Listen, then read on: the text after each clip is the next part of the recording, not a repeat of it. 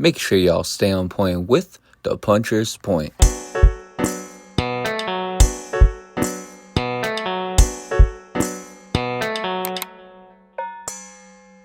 What is good, y'all? Welcome back to the Puncher's Point. This is officially about give or take 5 or 6 hours after I recorded the Canelo Alvarez-Terence Crawford fight. In case y'all didn't watch that, Terence Crawford defeated Canelo Alvarez, became undisputed super middleweight champion. But regardless of that, we're not here to talk about that. We're here to talk about the monster. Now, I said in the prediction episode that this was going to be Inoue's toughest task, and I was wrong. Overall, at the end of the day, the monster is still the monster. Naoya Inoue is still undefeated, undisputed. He defeated MJ Akhmadaliev by unanimous decision to retain his undisputed Super Bantamweight championships. Now, overall, again, this fight was in Japan, so I didn't get that much sleep. But regardless, here we are today. Now, with all of that, shout out to Naoya Inoue. I mean, it was a dominant performance, and it was a unanimous decision. This is Inoue's first decision win since 2019 against Donaire in their first fight. And I find it very interesting. And somebody might have to go back and do the math for me or go back and see how long it's been. But this is the first time in a very, very long time that Inoue didn't have a knockdown in this fight. But regardless, he was still poised. He was still a great boxer out there. You could see through round 1 through round 12, he was just dominating MJ Akhmadaliev. And before I get into the fight grades and before I get into the breakdown of both fighters, I do want to say, I mean, shout out to MJ Akhmadaliev. He took some good shots in this fight and he kept going, but he wasn't the fighter I thought he was going to be. And we're going to get to that in a little bit. But regardless, let's start off with the strategy grade. Now, when we talk about fight strategy, when I looked at it in a way, the strategy that he had, I thought it was a great strategy, in my opinion. I really did. I thought his strategy was great in the sense of he didn't fight the way I thought he was going to fight. You see, I thought he was going to basically do 3 things. I thought that he was going to control the pace. I thought he was going to use feints. And then last but not least, I thought that he was going to take advantage when he threw wide hooks. And he did that. Don't get me wrong. I wish he took advantage of Akhmadaliev when he threw wide hooks a lot more. He did take advantage of it, but just not in the way that I thought he would have. I think if he did take advantage of those wide hooks, if he did take those opportunities more, I do feel like this would have ended in a knockout or at least a knockdown potentially. But what I will say is he controlled the pace all the way from round 1 to round 12. And I mean, this was a masterclass from Inoue. And he was using feints the way I thought he was going to use feints. He was using feints in the sense of he was going to fake low and clip Akhmadaliev high. There were times where he faked high and clipped and got Akhmadaliev to the body. It didn't seem like really Akhmadaliev was being hurt. It just seemed like Akhmadaliev couldn't find an answer for him. And for me, what I really respected about Inoue in this fight was usually when we look at an Inoue fight, he really outboxes his opponents and then he goes in there for the kill. This time, it wasn't like that. He was more of an outside fighter than he was an inside fighter. And that shocked me not because I don't think Inoue can fight on the outside, but the reason why that shocked me so much is because I'm so used to seeing Inoue dig deep and get those knockouts on the inside. I'm always used to seeing him be the aggressor. And the truth was, he beat him basically by using his jab, using his right straight, and last but not least, using the movement. He controlled the entire pace of that fight, and he basically controlled the entire ring. And for me, that's what impressed me the most about Inoue. And so as far as the strategy grade, I thought Inoue had a great strategy. As far as Akhmadaliev, I'm going to be real with you. The only 2 rounds I had Akhmadaliev winning were round 7 and round 12. And I was being super generous when I gave him round 7. And round 12, that's because he decided to charge like a bull, like he should have in the early rounds. But when we look at the keys to victory that I had for Akhmadaliev, catch him when he ducks his head. There were many times where Inoue kept his head on the line and he would lower it. And again, Akhmadaliev, he just couldn't pull the trigger. And I said it, when Inoue presents you with those opportunities, you got to take advantage of them. And Akhmadaliev didn't do that. MJ he had his moments and he couldn't take advantage of it. And I think the reason why, I think physically Inoue was much stronger. He was much faster. And I just think overall, the physical advantage it went to Inoue, and you could tell that Akhmadaliev, there were times where he looked like he had his feet in quicksand because he couldn't keep up with Inoue and he couldn't catch him. And I do believe that was a part and a big reason why MJ Akhmadaliev did not catch him when he would lower his head, because he threw a lot of straights to the body. That's the other thing too. He threw a lot of straights to the body, and Akhmadaliev just couldn't take advantage of it. He couldn't find that spacing to take advantage of it. The other keys to victory I had for Akhmadaliev is counter him with the left, and he tried to do that, but again, the physical advantages of Naoya Inoue, I think that had something to do with it. Plus, Inoue did a very good job of controlling the pace, and he did a great job of controlling the distance in between the two.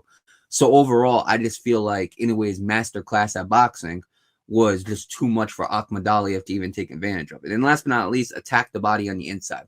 They didn't get to the inside a lot, and that was one of the problems. But when they did, Inoue took over on the inside, and whenever they got into the inside and Akhmadaliev had a chance to target the body a lot more, he would target it once, and then the rest would try to be breaking through the guard. And that's the problem with a lot of guys who fight Inoue.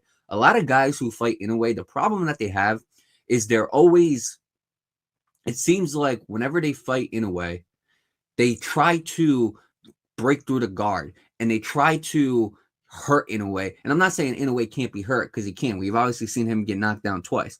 But at the same time, that's not the way to beat Inoue. We've seen him obviously cut against Donaire. So I can't say that he's never been hurt. But the problem is, if he gives you the body's usually open. You got to take the body. And I think a problem was Akhmadaliev. He was probably more cautious because he was probably worried about what type of counter Inoue was going to throw again. The last thing you want to do is get clipped on the jaw by Inoue. But regardless, if you're in a fight and you're down 5 rounds to nothing, 6 rounds to nothing, you got to start targeting that body.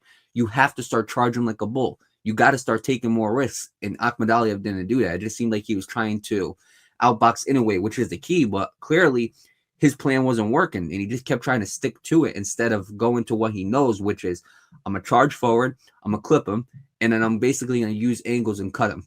And I do believe that he just couldn't keep up with Inoue. I believe the power was too much for him. The speed was too much for him. And I just don't think Akhmadaliev could have used his game plan effectively. So usually when one fighter has a great game plan, the other one doesn't, usually it averages out. So in my opinion, as far as the strategy grade, I'm going to give it a 7. When I look at this fight, Inoue had some moments, and there were times where he clipped Akhmadaliev, but at the same time, it was so one-sided. And it wasn't a fight where I look at and I'm like, oh my God, I got to go tell my friends about this. It wasn't any of those fights. There are many Inoue fights that I can go to and I can be like, you want to know what the monster is all about? Watch these fights. Let me put it this way. It wasn't because Inoue did a bad job. I don't want people mixing my words or twisting them up. It wasn't because he did a bad job, because he did a great job. It's just not the style that I usually am used to seeing Inoue fight. And if I'm going to point to people and I'm going to say, hey, watch this fight, I'm going to show them the Stephen Fulton fight. I'm going to show them the Donaire fight. I'm going to show them the Maloney fight. Those are the fights that I'm going to show them and be like, this is Inoue. This fight in itself, it shows you that Inoue is a lot more versatile than what people think. It shows that Inoue can fight on the outside. And again, it shows that he's not as careless as I thought he was. So for me, as far as the entertainment aspect, Inoue was basically masterclassing him. There were moments where he would clip him with hard punches, but there were no knockdowns or anything like that. Again, Akhmadaliev really didn't put up that much of a fight. But regardless, most of the excitement, if not all of the excitement, came from Inoue. So as far as the entertainment grade, I'm going to give that a 7 as well. And then we go to the stakes. Now, I'm not going to lie to you. The stakes for this fight were bigger than usual when it comes to recent Inoue fights. You see the recent Inoue fights, if you go and you look at who he was fighting, you look at Cardenas, you look at guys like Doheny. A lot of these guys that Inoue was fighting, we knew what was at stake. Obviously, Undisputed Super Bantamweight Championships were at stake, but the truth was a lot of those fights didn't have much at stake.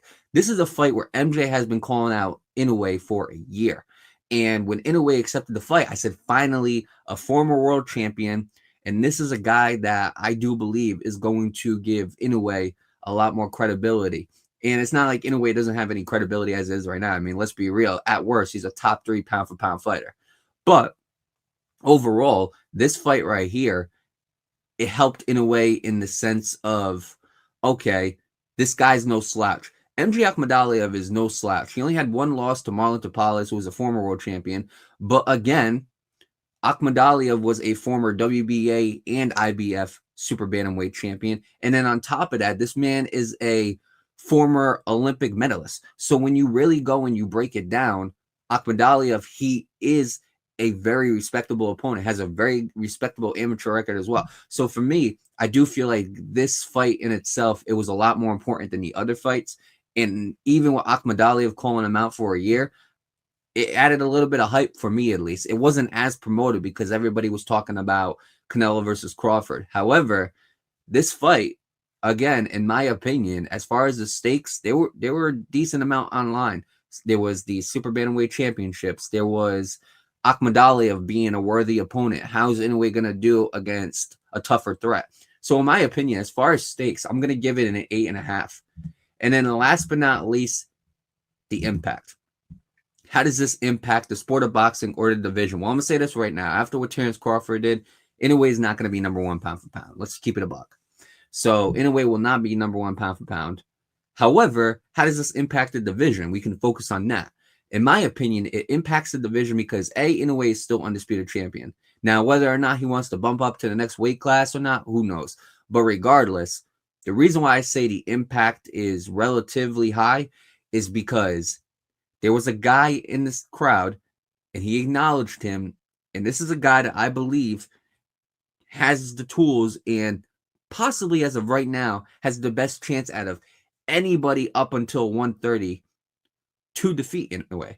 And that's Junto Nakatani. Junto Nakatani was in the crowd. It seemed like he was impressed with what he saw. And Inoue even acknowledged Junto Nakatani in the crowd. You know, both of them, they acknowledge each other. And I'm just hoping that's the fight next, in my opinion. That's the fight I want to see next. But as far as the impact, I'm going to give it an 8.5 because I do think it could set up things in the future, but it hasn't set up anything yet. I didn't see the typical face-off between Inoue and whoever the guy was next. I didn't see those typical face-offs. Usually after an Inoue fight, they give him the mic, they let him say what he wants to say, and then they bring in his next opponent and they do a face-off. They didn't do this with Junto Nakatani. And a part of me is thinking, well, maybe there's still negotiations. Maybe they're still trying to make this fight, which I don't know why it's taking so long to make this fight because both of these guys are top-ranked fighters. I just don't understand it. It's an easy fight to make. Inoue versus Nakatani, do it in Japan. It'll be a huge super fight in Japan for the Super Bantamweight Championships of the world. And on top of that, Junto is now bumping up to Super Bantamweight. So I just don't see what the holdup is here. But regardless, I do think it impacts the division because Inoue had to win this fight in order for us to get that much closer to the Junto Nakatani fight. And in fights prior, when it didn't look like Inoue or Junto were going to fight each other, now it's looking like it could potentially happen sooner rather than later. So I'm just hoping that it does. So as far as the impact, I have to give the overall impact, I got to give it an 8.5. And so when you add that all up and you average it out, the overall fight grade for Naoya Inoue versus MJ Akhmadaliev is 7.75. Now, this is the first grade of season 6. Yes, guys, we are in season 6. Crawford and Canelo, that ended season 5. Here we are in season 6, and the overall fight grade to kick off season 6 is 7.75. Honestly, I think that's a fair rating. And the reason why is because it wasn't anything special. I do believe that the stakes and the impact definitely bump it up. The strategy and the excitement, you know, those obviously bump it down. But to me, 7.75, I feel like it's going to fare pretty well as the season progresses. So I'm cool with that. And so with that being said, what's next for Naoya Inoue? Well, I think it's clear as day. The next fight that has to happen is him versus Junto Nakatani. However, if Bob Arum doesn't want to make that fight happen, you want to make a decent fight, you have a guy on your roster. His name is Bruce Carrington. He's been calling out Inoue, again, just like Akhmadaliev has. And again, both of these guys are top-ranked fighters. You can have it in Las Vegas. In my opinion, that one of those two fights should be next. But I want to really see Inoue versus Junto Nakatani. Either way, both fights are definitely doable to make.